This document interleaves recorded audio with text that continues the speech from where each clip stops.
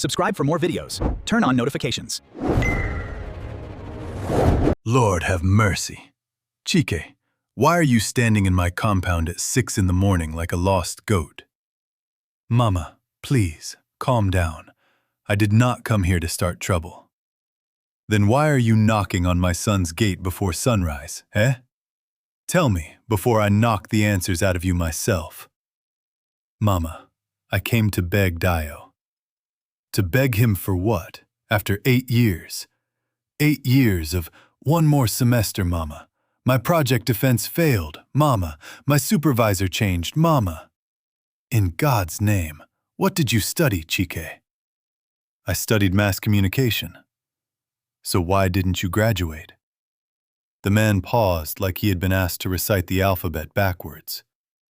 Olu, fetch your brother water before I add his name to my prayer list. And the small drum in the parlor? Strip it. Make it pure water. Please. Mama, you don't have to be hostile. Hostile? I have not even started. You should be grateful your sister is married to a man with a heart bigger than Lagos Island. Otherwise, you would be answering to me in a different tone. Chike looked at Olu and whispered, Sister, what does he want? Olu, looking at her mother-in-law's eyes for the first time that morning, had nothing to say. A husband who quietly noticed his salary disappearing. A wife who thought she had buried the secret forever. A brother-in-law sitting in a parlor full of unanswered questions. What happened next did not need shouting. It needed only one short phone call from a 34-year-old engineer who had finally stopped being patient. 6 months before that early morning drama, nobody in Dayo's compound was talking about money. Dayo and Olu were, on the surface at least, one of those quiet couples that neighbors pointed at when the topic of good marriages came up. Dayo worked as a structural engineer with a mid-tier construction firm in Ikeja. He was the type who arrived home by 7 every evening, helped unpack the groceries if Olu was tired, washed his own plate without being begged, and still prayed for his wife every night like the pastor of their church personally told him to do it. Olu, on her side, was the kind of woman that first-timers mistook for a magazine cover. Tall, clear skin, big eyes, a smile that switched off your suspicion.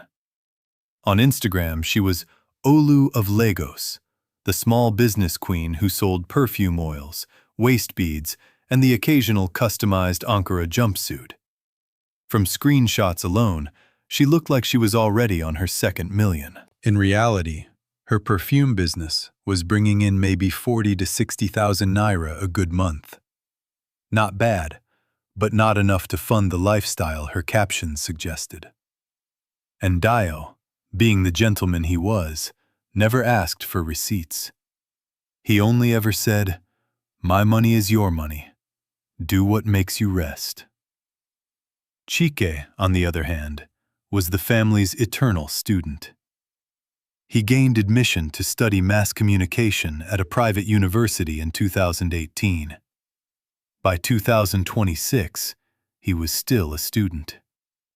Year after year, semester after semester, he would call Olu from the bursary office with a tragic voice, complaining that his school fees had increased, that he had been given an extra carryover, that he had lost his roommate, that the network was bad, that ATM was down.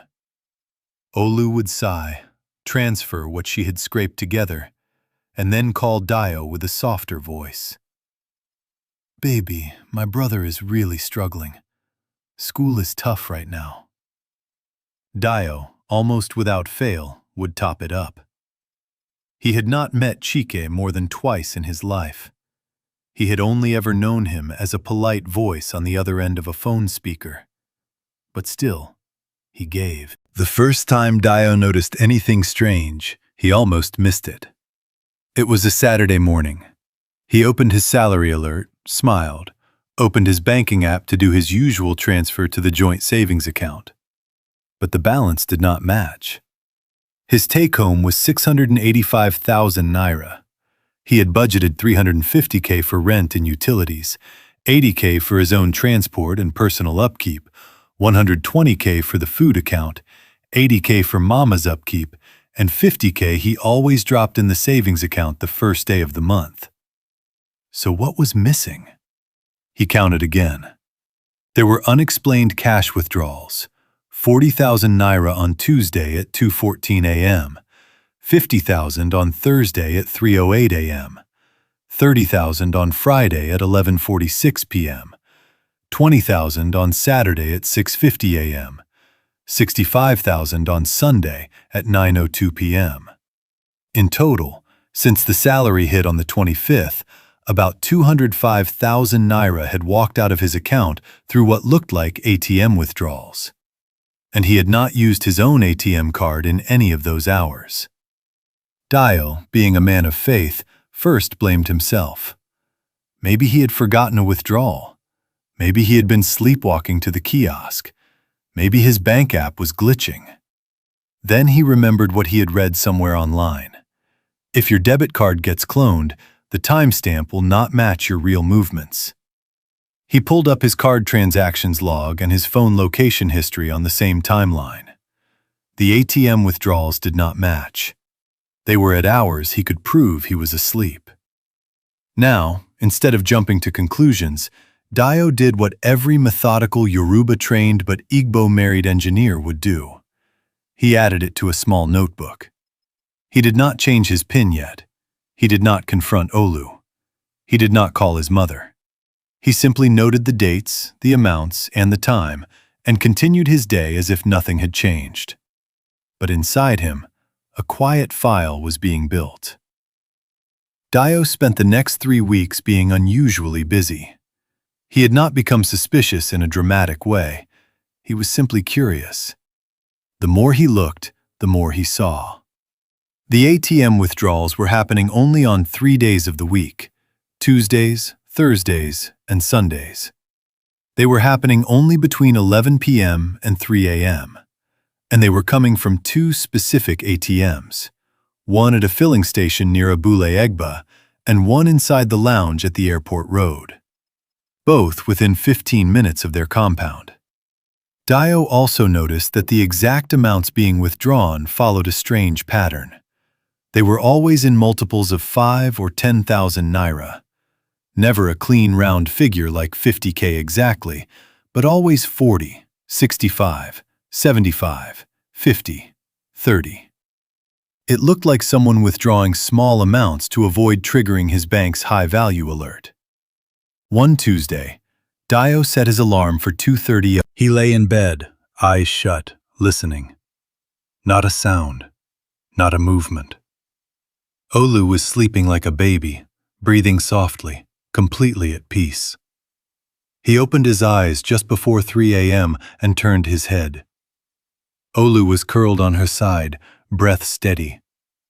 Then, 10 minutes later, he heard the toilet flush, the shuffle of feet, the click of the door. He lay still, listening, not breathing too loud. 30 seconds of footsteps across the tiled floor. A small drawer opening in the bedroom side box. The sound of a small click, a micro-mute. Then the toilet door opened again, footsteps back, the rustle of wrapper. Then silence. By the time Dayo raised his head to look, Olu was back in bed, eyes closed, breathing normally. But in her hands, his debit card was no longer. He waited 2 minutes. She got up again. The second time the card actually returned to its proper place in his wallet pocket, beside his old school ID. Dayo's heart was loud, but his face stayed calm. He had just watched his wife walk to the toilet, retrieve his card, use the bathroom light, return, and pretend to have done nothing. This was not an accident. This was a routine. Within 4 weeks, Dayo had no doubt.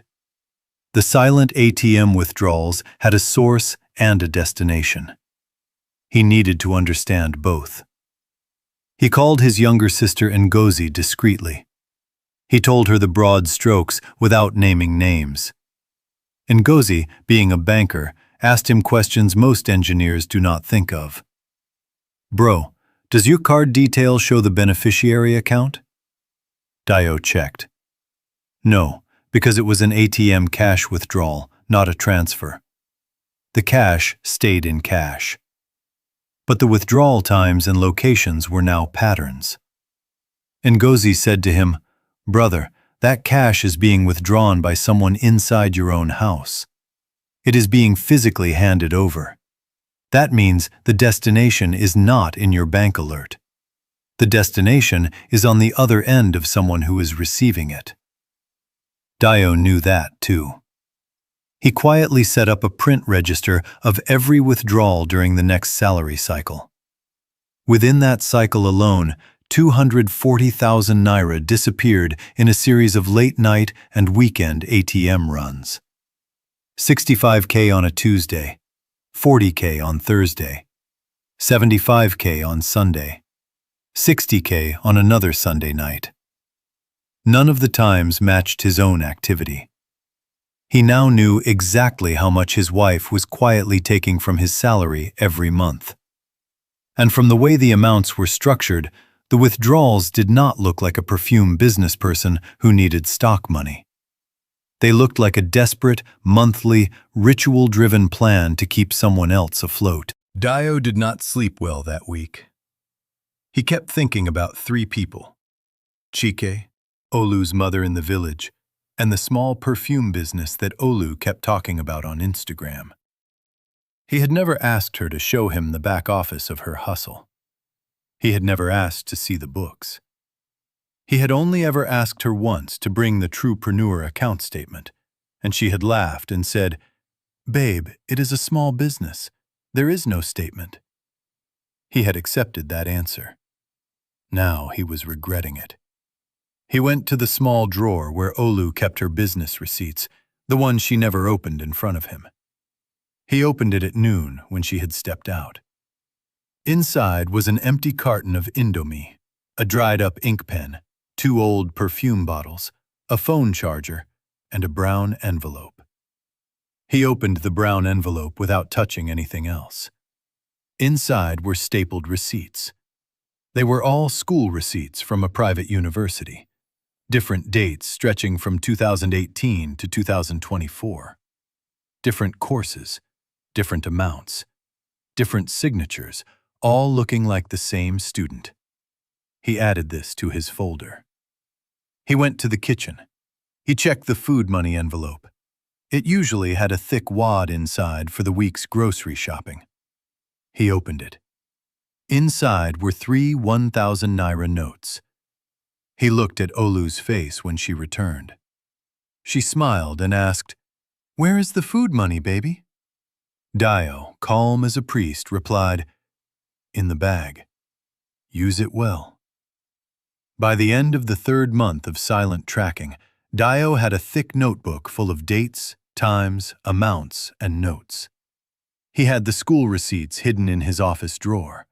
He had the food money evidence, the missing balance, the morning toilet routine.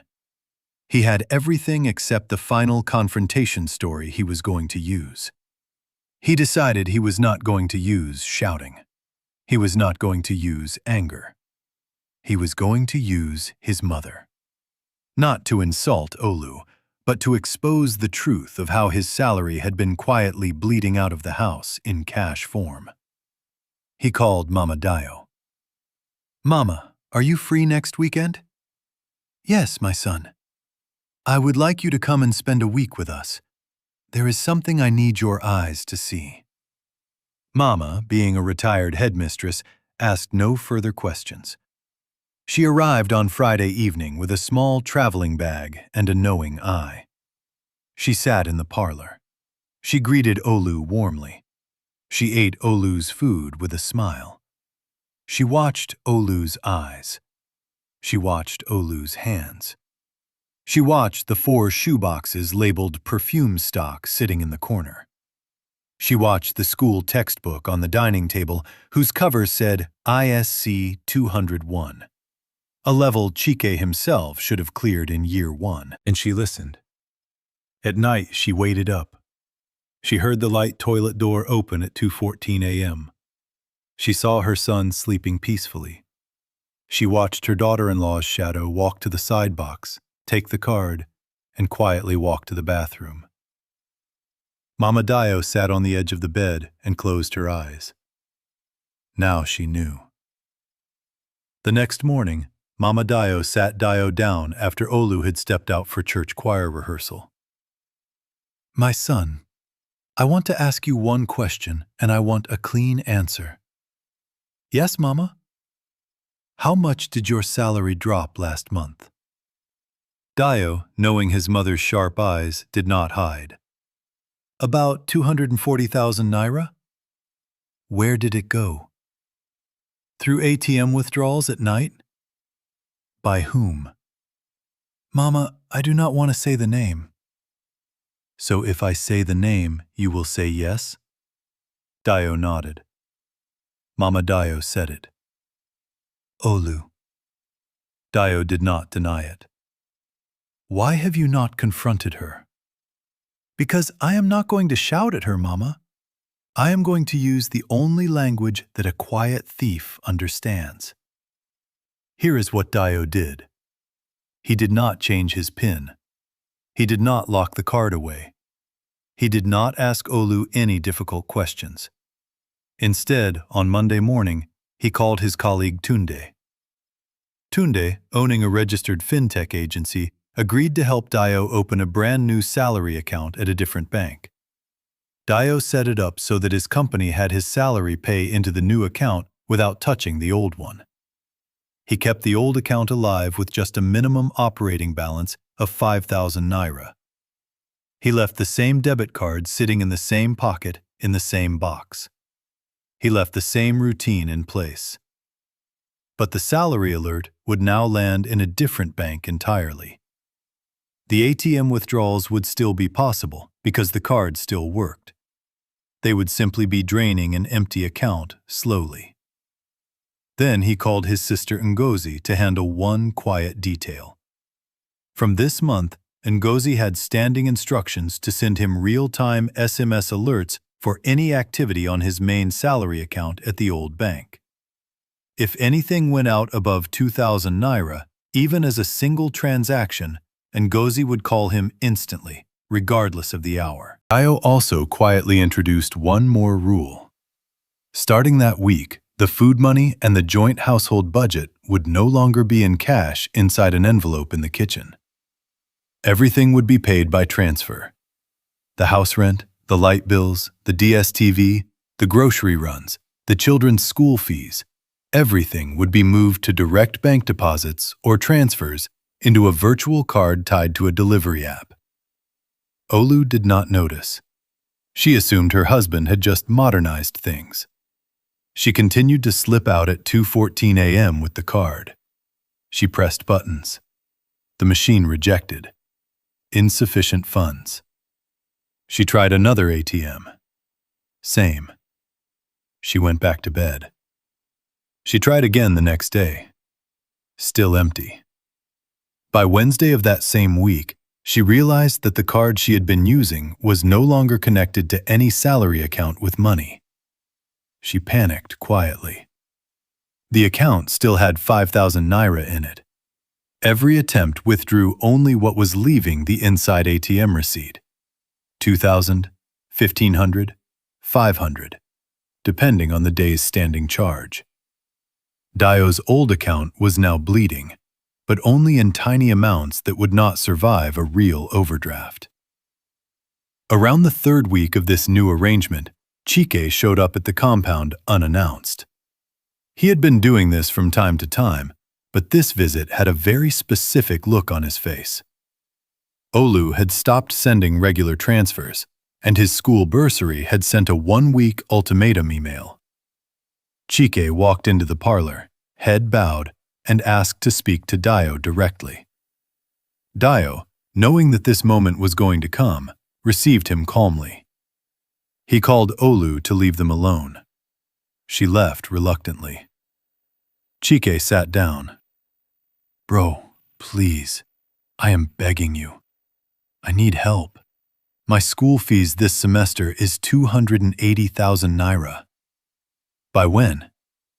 By next week, Tuesday. Chike, how many years have you been in that school? It is my 4th year, bro. Dayo paused. 4th. In mass communication. Chike, has your course changed? No, bro. So why is the bursary still collecting fees from you? Silence. Chike, how many carryovers do you currently have? Bro, I have cleared most of them. How many exactly? 6? 6 carryovers in one course of study? That means you are repeating almost every course. Chike's lips moved but produced no sound. Dayo, in the calmest voice in Lagos, said, Chike, sit down. I will call you tomorrow with my decision. Chike left. The following morning, Dayo did not call Chike. He called Mama Dayo first. Mama, I need your eyes in this compound again. He then called Ngozi. Ngozi, you will receive a transfer of 280,000 naira from my new account into the bursary account of I want it done before noon today. Ngozi, you will also print out the receipt and bring it physically to Mama Dayo in my parlor before 4 p.m. Ngozi agreed. Dayo then called one more number. He called the bursary officer of the university directly. Madam, a student by the name of Chike Okafor is coming to make a payment today. I want to confirm 2 things.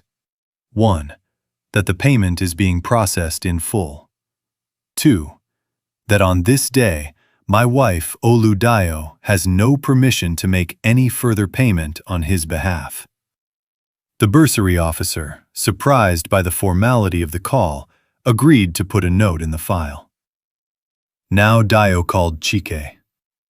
Chike, good morning, bro. Bro, please, listen. The bursary account details have been settled already. If you go to the school portal, you will see clearance. Chike's voice shook. Bro, who paid? That part is not your business. What you need to know is that this is the last time you will receive a single kobo through this office or through your sister's phone. From today, if your school cannot be explained in writing by the bursary officer, your funding ends. The line went silent for 10 seconds. Bro, please. Chike, I am not shouting. I am giving you information. You are 27 years old, in your 4th year, carrying 6 fails. If by next semester you do not have a course summary that shows graduation in sight, I will personally pull this funding, and you will explain to your mother why the dream died. Chike, with tears in his eyes, whispered, "Thank you," and hung up. That evening, Olu returned from choir practice humming. She peeled plantain, prepared the meal, served dinner, and during the cleanup, casually asked Dayo, "Babe, did Chike call you today?" "Yes, he did." "And?" "And we sorted it." Olu's eyes widened. "What do you mean, sorted?" "I mean, the bursary balance was paid in full this morning." Olu, the woman who had been quietly siphoning Dayo's salary for Chike's education for 6 months, looked up with a smile she could not hide. "Babe, you paid? The money left your account?" "I have not lost a kobo. I have only redirected what was going to feed a quiet pattern.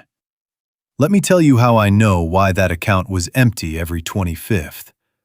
Let me tell me why your brother's own fees were the only thing on those midnight ATM runs.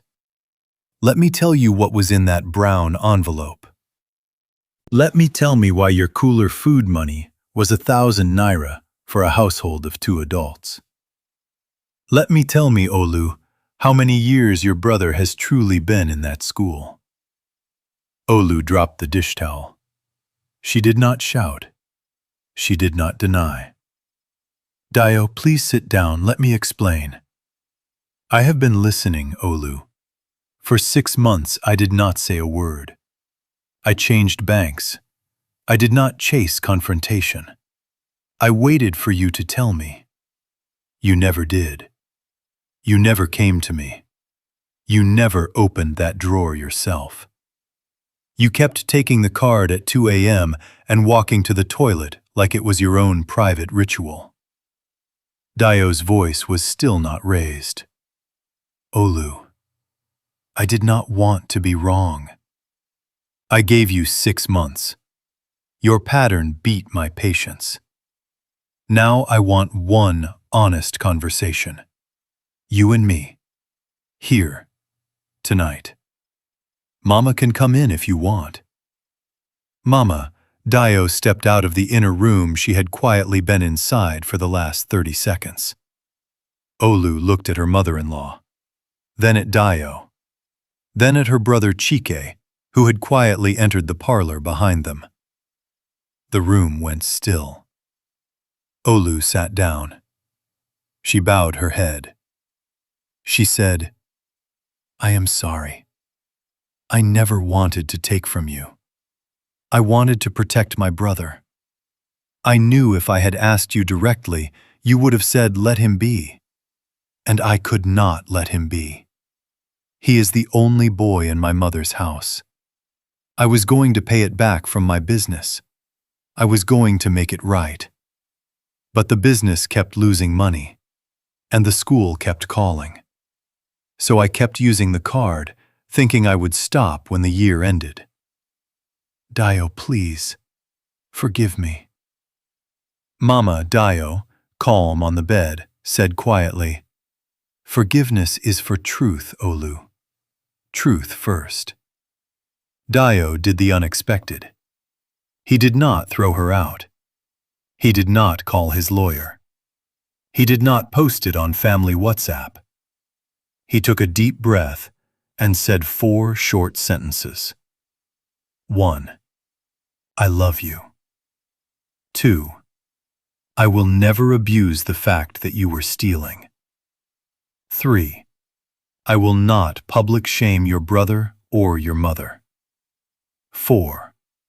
From today, we run a transparent household budget. You and me. Together. He then took out his phone. He pulled up a banking app. He created a shared family account.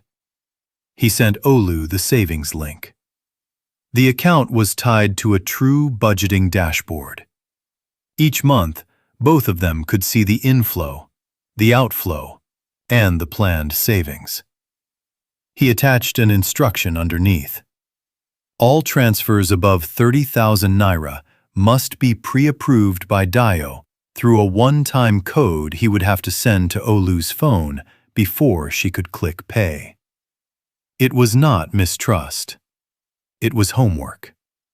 It was transparency. Then he said, Olu, your business needs help, not cash pumping. From this month, I will give you a 30,000 naira monthly business boost. You must use it on stock and packaging. You will give me a screenshot of every recharge. If your business truly grows, by December it should clear 150,000 naira on its own. If it does not, we treat it as a hobby, not a career. Olu nodded. Dayo also said, Your mother will not be abandoned. I will personally send 20,000 naira monthly to her account, not yours. You will not be the channel. Mama Dayo will send her a monthly letter of accountability. Your brother Chike has one more academic session to graduate. After that session, he is on his own. If he has any savings left from my final contribution, it goes into a fixed deposit in his name for his business. Your job is to help him find his path outside that school, not to keep him inside it. Olu looked at the man she had quietly stolen from and openly betrayed. She looked at her mother-in-law. She looked at her brother. She nodded. Chike, brother, please. Chike looked at the floor. Dayo, finally, with the calm that had carried him through 6 months, said this. There is a difference between hustling for your family and quietly killing your own family. You have to choose one. Tonight, I have chosen. Now I want you to choose. In the weeks that followed, the house did not magically become perfect. There were days Olu slipped back into the old pattern of thought, reaching for the card, checking pockets, then catching herself. Mama Dayo stayed for 2 more weeks and became the silent, sharp-eyed monitor of the new transparency. She would sit in the kitchen, drink tea, and ask for the daily log of receipts. She never shouted. She only counted. Chike did not graduate by miracle the next semester. He graduated the session after, with a CGPA that was not in the honors category, but was enough to stand on its own. He got a small internship at a media house in Lagos. He started paying his own transport and feeding from his own salary. He later called Dayo to say thank you sincerely for being the only person in his life who had the courage to say stop. Olu's perfume business did not become a 100 million naira empire overnight, but by the 8th month of transparency, she was turning a profit. By the 10th month, she opened her first physical mini-store in their compound. By the 12th month, she had rebranded her Instagram page and was selling crosses of Ankaras and perfumes to neighborhood clients and diaspora home deliveries. She never went back to the 2 a.m. card. The food money never ran dry. And so, here is the lesson quietly buried in this whole story. When love is in a house, it is easy to assume that everything with love is okay. But love without transparency is a leaking roof. Olu thought she was carrying the weight of her family all by herself. She thought she was protecting everyone. In reality, she was quietly stealing from her husband, exhausting his peace, threatening the marriage she claimed to value, and keeping her brother stuck in a school loop that had no end. Dayo, on his own side, had been so enamored by peace that he did not realize the peace was being purchased with his own blood. He had to learn that patient love is not blind love. Chike had to learn that someone's goodwill is not a life support machine. Mama Dayo had to learn that the wisdom of a mother can change the future of a household without raising her voice. Sometimes the people who love you the most will not chase you with a cane. They will sit quietly and wait for you to stop yourself, because they believe you have it in you to choose right. Sometimes, in love, silence is the loudest decision. If this story made you reflect, made you nod, or reminded you of someone you know, please subscribe to this channel. The next story may be sitting closer to your own doorbell. Tell me in the comments, what would you have done differently if you were Dayo, or if you were Olu, or if you were Chike sitting in that parlor that morning? Drop your answers below. Like this video. Share it with someone whose love might be quietly bleeding. And until the next story, may your money stay where your mouth is, and may your circle never quietly take what they cannot openly earn. I will see you in the next one.